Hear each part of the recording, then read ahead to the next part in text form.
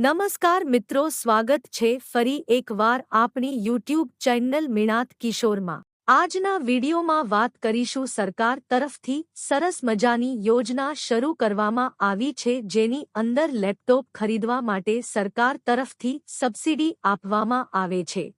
હવે વાત કરીએ આ યોજનાનો મુખ્ય હેતુની તો શ્રમયોગીઓના બાળકોને પ્રોત્સાહન મળે અને શિક્ષણ પાછળનો આર્થિક બોજ ઘટે તે માટે લેપટોપ ખરીદ સહાય યોજના અમલમાં મૂકવામાં આવી છે।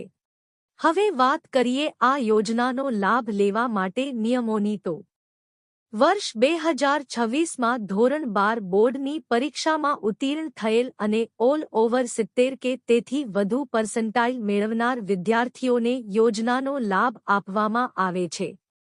જે વિદ્યાર્થીઓ પ્રોફેશનલ કે ડિઝાઇનિંગ કોર્સમાં પ્રવેશ મેળવનાર વિદ્યાર્થીને લેપટોપની કિંમત મર્યાદા 50,000 ધ્યાને લઈ તેના 50% રકમ અથવા ₹25,000 આ બેમાંથી જે ઓછી રકમ હશે તે આપવામાં આવશે। જે વિદ્યાર્થીઓના વાલી ગુજરાત રાજ્યમાં આવેલ કારખાના સંસ્થામાં કામ કરતા હોય તેમના દ્વારા સંબંધિત વાલીનો છેલ્લા 1 વર્ષથી લેબર વેલફેર ફંડ અત્રેની કચેરી ખાતે ભરવામાં આવતો હોય તેમના બાળકોને જ આ યોજનાનો લાભ મળવાપાત્ર થશે। લેપટોપ વિદ્યાર્થીના નામે ખરીદ કરેલ હોવું જોઈએ।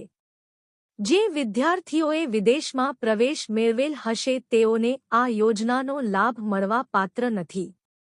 જે વર્ષમાં બોર્ડની પરીક્ષા આપી હોય એ જ વર્ષમાં લેપટોપ ખરીદ કરી લેપટોપ ખરીદ કર્યાના 6 માસમાં અરજી કરવાની રહેશે। અરજી સંદર્ભે તમામ પુરાવા ઓનલાઈન અપલોડ કરવાના રહેશે। અરજીની વાત કરીએ તો આ યોજનાનો લાભ મેળવવા માટે વિદ્યાર્થીઓએ લેપટોપની ખરીદી કર્યા બાદ 6 મહિનાની અંદર ગુજરાત સરકારની ઓફિશિયલ વેબસાઇટ સન્માન ગુજરાત પોર્ટલ પર ઓનલાઈન અરજી ફોર્મ ભરવાના રહેશે।